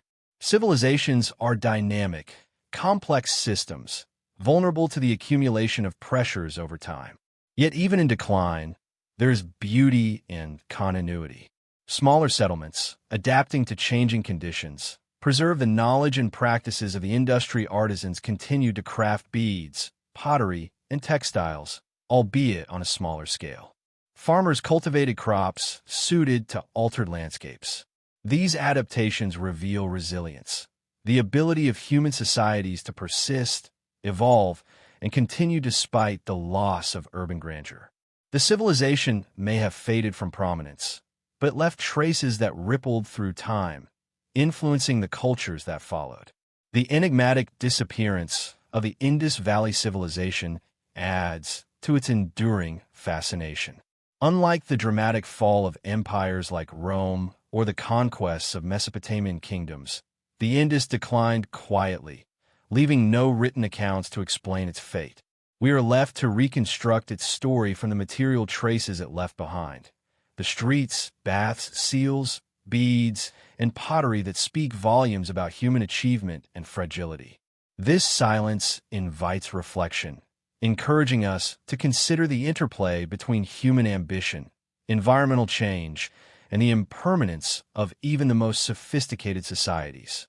Ultimately, the decline of the Indus Valley Civilization is a story of balance lost and adaptation attempted. It reminds us that human ingenuity, while remarkable, is entwined with the forces of nature and the rhythms of society. Cities that had thrived for centuries could falter under changing rivers, unpredictable climates, and disrupted trade networks. Yet, in their decline, the civilization left lessons for the future about planning, cooperation, adaptation, and the delicate relationship between human societies and their environment. Even in ruins, the Indus Valley speaks to the resilience, creativity, and vulnerability of humanity, and its echoes continue to inspire wonder and reflection. In walking through the remnants of Harappa, Mohenjo-daro, and Dhalavira, one can sense the lingering presence of a people who built with foresight, lived in harmony, and faced the inexorable forces of nature with ingenuity and grace. Their cities, though abandoned, remain enduring monuments, not to conquest or power, but to human skill, cooperation, and the profound beauty of organized life. The civilization's decline does not diminish its achievements. Rather, it deepens the mystery, compelling us to listen more closely to the silent streets, the empty baths, and the ruins that continue to speak across millennia. Even as we piece together the story from artifacts and ruins, the Indus Valley remains a testament to both human brilliance and vulnerability. Its disappearance is not a cautionary tale alone, but a meditation on the impermanence of human creations and the enduring capacity of human knowledge to survive beyond apparent endings. In understanding the decline, we are reminded that civilizations are living entities, subject to change, responsive to their environment, and always reliant on the delicate balance between human ingenuity and natural forces. The urban brilliance of the Indus Valley Civilization reaches its peak in cities like Mohenjo-daro, Harappa, and Dhalavira, where careful planning and functional design reveal a deep understanding of human needs and environmental harmony. Streets were laid out in grids, homes had private wells and bathing facilities, and public spaces were thoughtfully integrated to serve the community.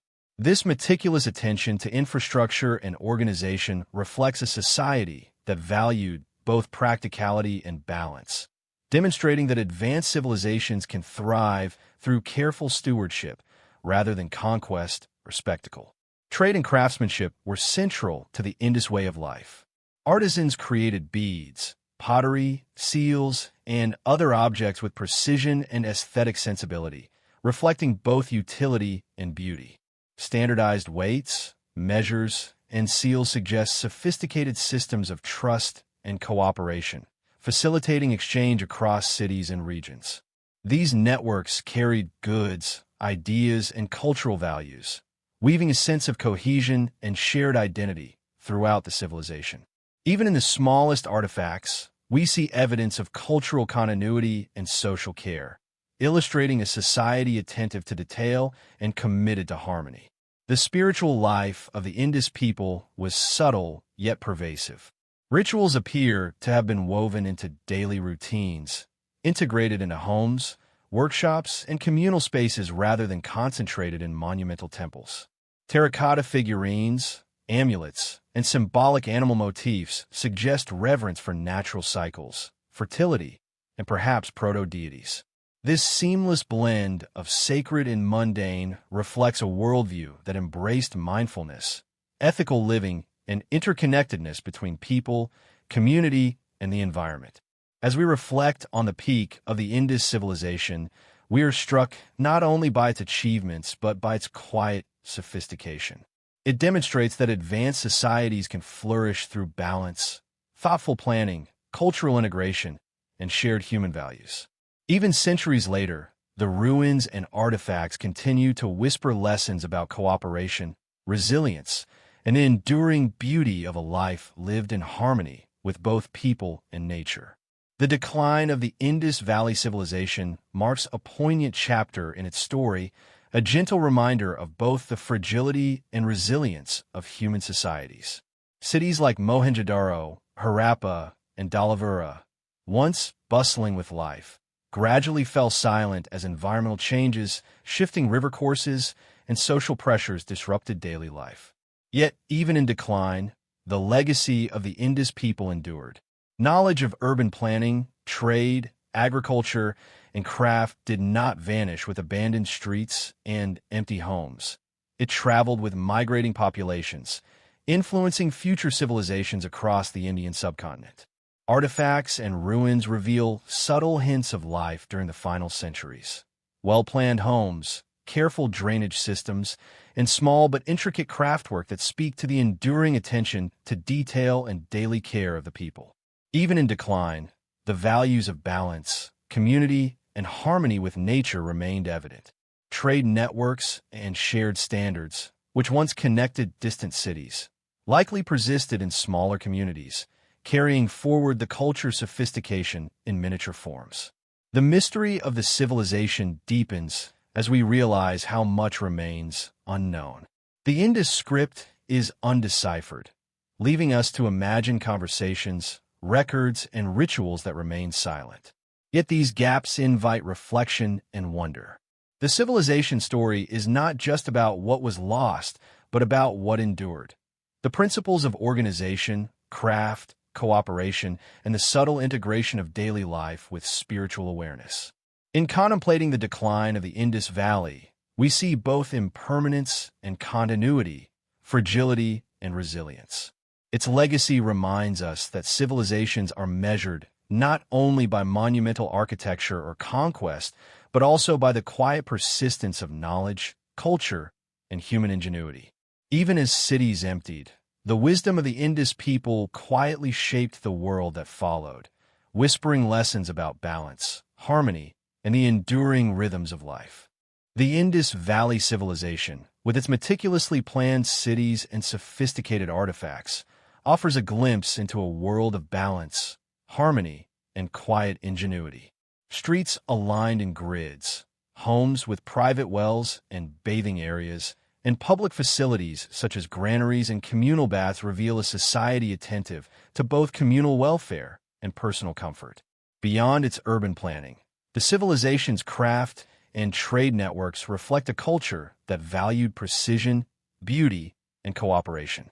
Beads, pottery, seals, and terracotta figurines carried both aesthetic and symbolic significance, hinting at the integration of daily life with ritual and spirituality. Trade connected cities across vast distances, spreading ideas, standards, and cultural motifs alongside goods. Even small artifacts, like engraved seals or patterned pottery, communicate the values of community, craftsmanship, and shared identity. The spiritual dimension of the Indus Valley appears subtle yet pervasive, embedded in homes and communal spaces rather than monumental temples, suggesting a worldview in which the sacred and mundane were inseparable. Environmental changes, including shifts in river patterns, eventually led to the decline of urban centers. Yet the civilization's influence persisted, carried by knowledge of agriculture, craft, urban design, and trade that shaped later societies in the Indian subcontinent. The Indus Valley's enduring legacy lies not in grandeur, but in the quiet integration of daily life, ingenuity, and cultural values. Even in ruins, it whispers lessons about harmony, resilience, and the subtle genius of a civilization that thrived through balance, cooperation, and thoughtful living. As we conclude our journey through the Indus Valley Civilization, its silent cities, Harappa, Mohenjo-daro, Dhalavira, invite quiet reflection. Though abandoned, these urban centers continue to speak through their ruins, artifacts, and planning. The civilization thrived not through conquest or monumental architecture, but through subtle genius, careful urban design, precise craftsmanship, integrated trade networks, and the blending of daily life with spiritual practice. The Indus people achieved balance between human activity and nature, Water management, sanitation, and granaries ensured comfort and survival, while craft objects and trade networks fostered cultural cohesion and shared standards across vast distances. Spiritual life was seamlessly woven into ordinary routines, with ritual embedded in homes and community spaces, reflecting a worldview in which sacred and mundane coexisted. Despite gradual decline due to environmental and social pressures, the Indus legacy endured. Knowledge of agriculture, urban planning, craft, and trade spread to new regions, influencing later civilizations. Its story reminds us that human achievement is measured not only by monuments, but by harmony, ingenuity, and cultural continuity. Even in silence, the Indus Valley speaks across time, teaching lessons in balance, resilience, and the quiet endurance of civilization, leaving us with a profound sense of reflection on the enduring rhythms of human life.